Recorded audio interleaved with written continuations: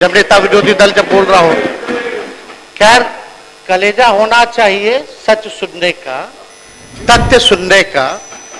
तो उम्मीद है कि लोग जो है कलेजा दिखाएंगे और यहाँ उपस्थित रहेंगे। कुछ लोग दे दिया होगा, पढ़ लिए होंगे, शायद उन्होंने पिछला बजट नहीं पढ़ा होगा कि पिछला बजट क्या था। भाषण जो था राज्यपाल महोदय का, ये बड़ा कंफ्यूज्ड अभिभाषण जो है राज्यपाल का रहा कि 2021-22 वाला पढ़ रहे थे या 24 वाला पढ़ रहे थे। लोग जो है कंफ्यूज्ड है, जो है ये अभिभाषण जो है राज्यपाल का रहा। देखिए, बिहार विधानसभा की कार्रवाई चल रही है और नेता प्रतिपक्ष तेजस्वी यादव सदन में सरकार को घेरते नजर आए। तेजस्वी यादव ने कहा कि देखिए, इस बजट में क्या कुछ है आप इसी से समझिए कि जब राज्यपाल का अभिभाषण हो रहा था बजट पर, तो वो पूरी तरह से कंफ्यूज करने वाला था, क्योंकि 2005 से लेकर के अब तक नीतीश कुमार की सरकार रही है, ये बात सही है। लेकिन इस बीच में आप समझिए कि जीतन राम मांझी भी आए और वही नीतीश कुमार हमारे साथ भी 2 बार सरकार में रहे। अब समझिए कि इस बीच तमाम जो काम है उसको गिना दिया गया। तो हमारे साथ भी जो जब सरकार रहे, नीतीश कुमार रहे, तो समझिए कि उस समय की भी उपलब्धियां जो है इस तमाम बजट में जो है जोड़ दी गई। सरकार के कामकाज के बीच जो है इन सब चीजों को जोड़ दिया गया।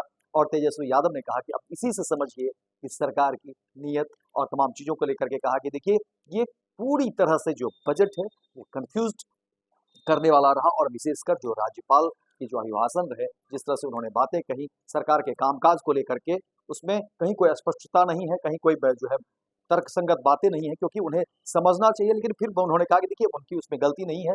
जो सामने उनके सामने रख दी गई किताब और लिखी हुई बातों को राज्यपाल ने पढ़ दिया।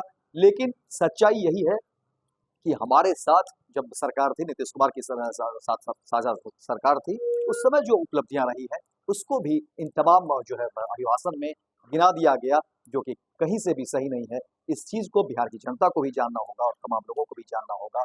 और तेजस्वी यादव ने कहा कि देखिए, आज हम बोलेंगे तमाम बातों पर और धैर्य से सुनिएगा और कलेजा बड़ा रखिएगा। इस तरह की बात तेजस्वी यादव ने सदन के अंदर की। और देखिए, इतना बोलने की देरी थी, तमाम नेता और मंत्री जो है वो हैरान थे। वहीं तेजस्वी यादव ने कहा कि देखिए, आप लोग को सुनना चाहिए, लेकिन आप लोग जो है आधा से ज्यादा जो है लोग अभी भी गायब हैं, जबकि सदन में आज आप लोगों की मौजूदगी होनी चाहिए थी। ये भी जो हैरान करने वाली है।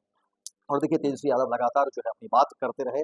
और अब इसी चीजों को लेकर तेजस्वी यादव ने कहा कि देखिए, आज हम हर मुद्दे पर आपको घेरेंगे और देखते हैं कि आप इसको किस तरीके से सुनते हैं। तो फिलहाल इस खबर में इतना ही। देखिए, दीजिए इजाजत, लेकिन नेटवर्क की तमाम खबरों को देखने के लिए आप देखते रहिए फर्स्ट बिहार झारखंड। कि पहली बार ऐसा होगा कि मुख्यमंत्री ना दो उप मुख्यमंत्री भी नहीं है जब नेता विरोधी दल जब बोल रहा हो। खैर कलेजा होना चाहिए सच सुनने का, तथ्य सुनने का। तो उम्मीद है कि लोग जो है कलेजा दिखाएंगे और यहाँ उपस्थित रहेंगे। हालांकि लोग दिख नहीं रहे, इस पर ज्यादा हमको टिप्पा टिप्पणी करना नहीं है। वो लोग भी जानते हैं कि आज इन लोगों का भंडाफोड़ होने वाला है। अध्यक्ष महोदय, गवर्नर साहब को तो जो स्पीच जो सरकार द्वारा, अधिकारी द्वारा जो दिया जाता है वह लिखा पढ़ते हैं। और 2024 का तो जब बजट पेश हुआ था तो हमारे वित्त मंत्री उस समय यहाँ उपस्थित हैं। इन्हीं को हर बार जो है आगे कर दिया जाता है और इनको तो बखूबी याददाश्त, मेमोरी इनका बहुत दुरुस्त रहता है। और हम कामना भी करेंगे कि इनका याददाश्त हमेशा दुरुस्त रहे। हमारे पास जो नए गवर्नर साहब बने हैं आरिफ मोहम्मद खान जी, उनका हम बिहार की सरजमीन पे स्वागत करते हैं। नए नए बने हैं, कुछ लोग दे दिया होगा, पढ़ लिए होंगे, शायद उन्होंने पिछला बजट नहीं पढ़ा होगा कि पिछला बजट क्या था। ये बजट महोदय बहुत ही, बजट कह रहे अभिभाषण जो था राज्यपाल महोदय का, ये बड़ा कंफ्यूज्ड अभिभाषण जो है राज्यपाल का रहा। अब 2015 से 25 यानी 10 साल में अगर देखा जाए तो 5-5 गवर्नर जो है बिहार को मिले हैं, 5-5 गवर्नर। और 2020 से 25 3 बार सरकार बदली है। 3 बार महोदय सरकार बनी, यानी एवरेज अगर निकाला जाए तो 2 साल भी किसी सरकार का नहीं हो पाता है। अब आरिफ मोहम्मद खान जी का बजट है 28 फरवरी 2005 को जो दिया था, और साथ में हम वही आपका जो हम लोगों की सरकार थी उस समय राजेंद्र विश्वनाथ अर्लेकर जी का जो अभिभाषण रहा 12 फरवरी को, उसका भी भाषण हम यहां लेकर के आए हैं। या इससे पहले कि जितने राज्यपाल रहे होंगे सबका भाषण जो है एक जैसा ही पुराना घसीटा फसीटा था।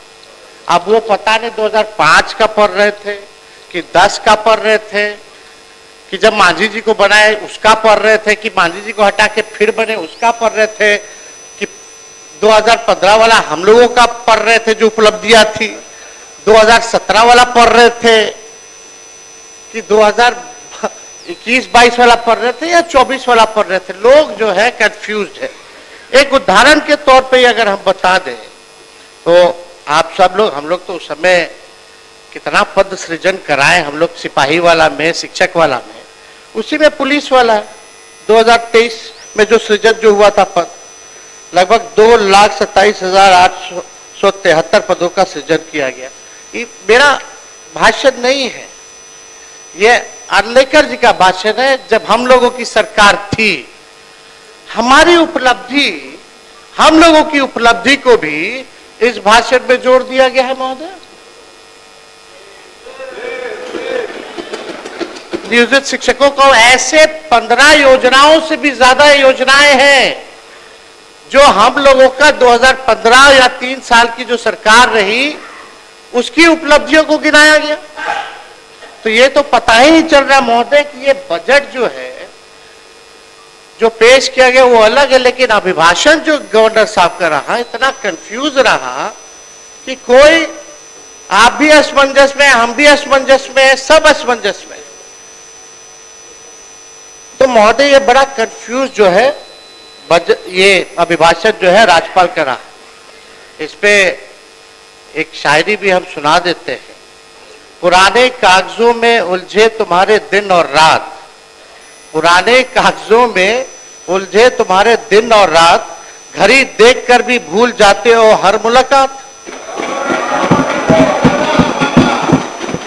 मैं सरकार से, माननीय मुख्यमंत्री जी से आग्रह करना चाहता हूं कि महामहिम को शमशान का मंजर में विवाह का गीत ना गवाया जाए। जो बिहार की स्थिति है, आप लोगों ने भी नीति आयोग का और अलग अलग सर्वेज, अलग अलग एजेंसियों का रिपोर्ट आप लोगों के पास भी आता है। आज बिहार की स्थिति क्या है, 20 सालों में आप लोगों ने बिहार के लिए क्या किया गया।